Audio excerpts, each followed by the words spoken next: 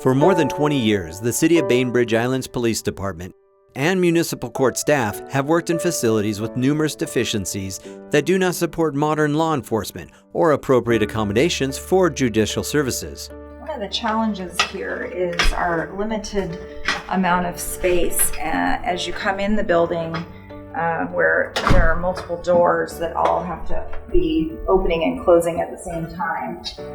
I would say the limited spacing here, if we have more than one customer in the lobby, someone talking at the counter window while someone's waiting here, there's really no privacy. So My assessment is these are the worst police facilities and the worst municipal court facilities I've ever seen. They are inadequate to provide the services that the public expects. In 2014, the city hired an external firm to evaluate the existing police and court facilities to consider options for a replacement building. The study concluded the facilities are too small, lack security, and are outdated for conducting effective and essential civic services.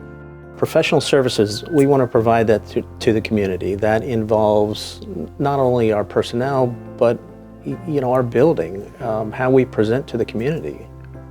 We want to be able to bring people into a space where they can feel comfortable, where they can expect some level of privacy when they talk about their most, the most intimate problems in their lives. That's when people come to see us mostly. And so we want to be able to give them that privacy so they feel like they're being heard. We don't have adequate facilities for prisoners. We don't have adequate facilities for victims and witnesses. And quite frankly, we don't have adequate facilities for our staff that work here day in and day out. During times of disaster, Bainbridge Island needs its first responders. The police station must operate as an essential facility, but the current deficiencies do not allow the city to meet this need.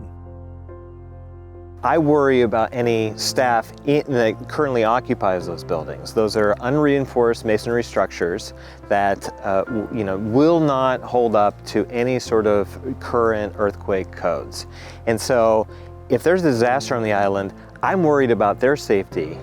And that means that they are likely to not be able to respond to the needs of the general community because they may be pulling each of their fellow officers out of a crumbling building.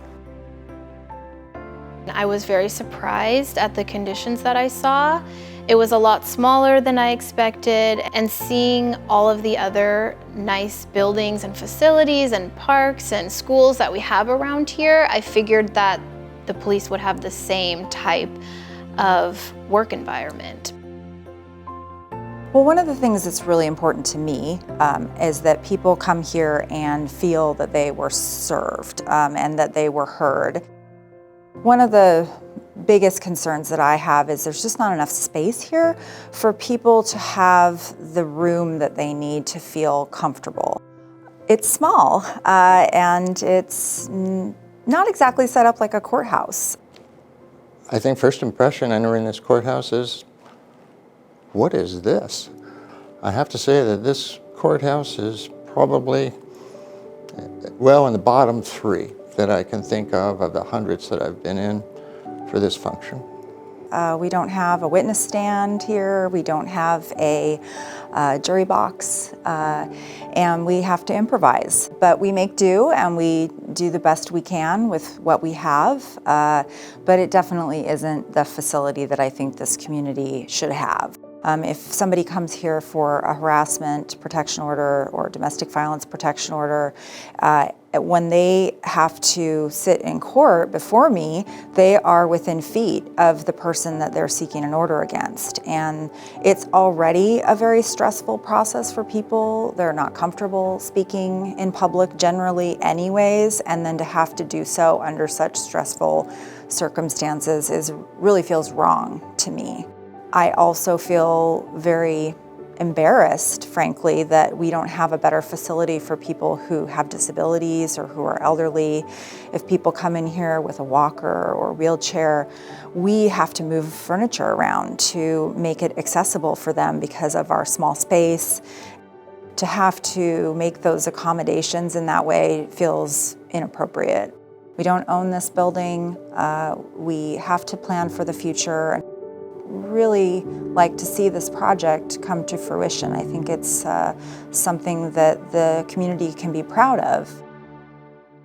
The solution to the well-documented and well-known problems with the city's police and court facilities has resulted in expenditures of $11 million, analysis of 18 sites, and purchases of multiple pieces of property. Now is the time to make a decision for a future police and court facility. They deserve better, and us as a community should give them better, just based on what they give to us, the safety and the security that we have here on Bainbridge. We've made a promise for new facilities. Let's stick to that promise.